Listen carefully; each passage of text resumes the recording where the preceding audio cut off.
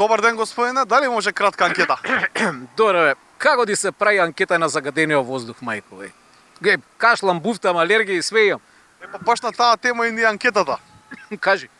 Најновите податоци покажуваат дека Скопје е еден од најзагадените градови во регионот, но не е само Скопје, нездрав воздух дише и Кичево, Струмица, Тетово.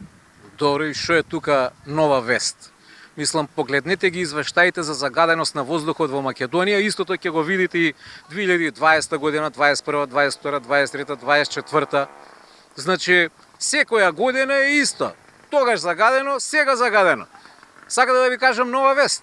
Ајде. Еве, ја ви тврдам, живи мајка ви, тврдам дека на 6 декември 2026 година, значи до година, ќе биде исто загадено како што и сега, дури можеби малце поише. Се тече, се менува во животот. Само воздухот во Македонија останува загаден и повраќаница. Малата реконструкција на владата заврши со само 2 нови министри, поголемо луфтирање најавено за напролет. Се тресеше гората, се роди глувчето, нели? Леле, месец дена слушавме. Мислам, вие новинари зборевте, те овој ќе го сменат, те Панчо ќе... Никога, ништо, само двајца мини. Нема везе тоа. Види, оваа мини реконструкција само покажа дека нашиот премиер е човек на место. Не сваќам што сакате да кажете со тоа. Па сега не ли идат празници?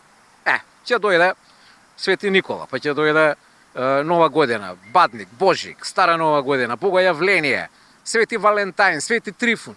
И зошто бе да ги менуваш министрите уочи сите овие празници? Значи секоја промена на министер, тоа е крај на неговиот живот, крај на неговата кариера, он ќе биде несреќен. Премиерот вика не, бидете си среќни таму до кај март-април, тогаш ќе направам официјална реконструкција, сега веселете се. Па нели е тоа добар човек, бе? Ги остава на рад да си ги поминат празниците. Добро, ви благодарам, господине. Само толку? Толку да. А смеам ли ја нешто вас да ме прашам? Ајде, прашај. Што е разлика меѓу теолог и геолог? Небо и земја. СДСМ ќе добие нов извршен одбор и ново раководство. По време беше хирургот направи операција на место, прецизно е исчистен гнојот, сега се очекува раната да зарасне и да се оди на нова победа. Каква нова победа, господине, па СДСМ нема видено победа со години. Па добра, хај сега да не ги демотивираме луѓето. Битно операцијата е успешна, пациентот е колку толку жив, да му се радуваме да не е мртов скроз. А според статистика во државава има околу 10.000 слободни работни места, најмногу во преработувачката индустрија и во трговијата, а во многу сектори се забележуваат помалку работници во однос на лани. Па ќе дојде време кога газдите ќе молат на колена за работници, ама тоа ти е, Македонија се испустува. Дневно по 10 фамилија ја напуштаат. А и кој млад бе човек ќе ти работи овде за минималец од 400 евра? Фаќа авион и бега. Ќе дојде време кога ќе нема кој да ни испече леб, бе, ќе јадеме трици. Ау сте негативен, господин. Не бе, позитивен сум. Сега се тестирав, имам закачано корона.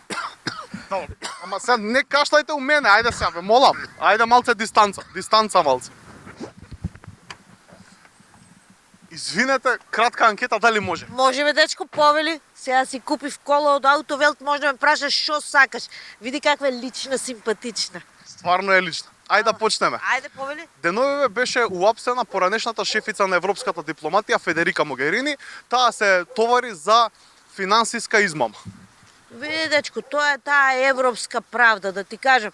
Таму може да бидеш и председател на држава, ама ако правиш глупости, ки си лежиш. Кај нас тоа да се десеше, одма ќе го оценеа како политички прогон, политички реваншизам, како сакаш, така кажи го. Мицкоски изјави дека нема намера да бара 4ти мандат за лидер на ВМРО ДПМН. Исто така потенцираше дека во животот не планира да се кандидира за председател на државата. Прво, нека му е честито третиот мандат на господинот Мицкоски што ќе го добие сега. Второ, нека ни се среќа и на нас. Трето, никогаш не кажува никогаш. Од кај да знаеш бе, може нема да се најде некој асален кандидат за председател, па ќе мора господинот Мицкоски да се жртвува за македонскиот народ, не ли е така?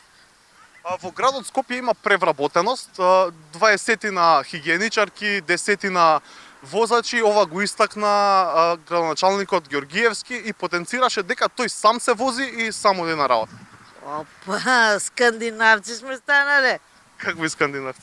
Па нели тамо политичарите одат на работа со точок, некои одат пеш, некои одат со јавен превоз, а тие повеќето што си користат автомобили, користат своји автомобили, не користат службени. Затоа викам, скандинавци сме станали. Ама какви скандинавци со дупнат новчаник?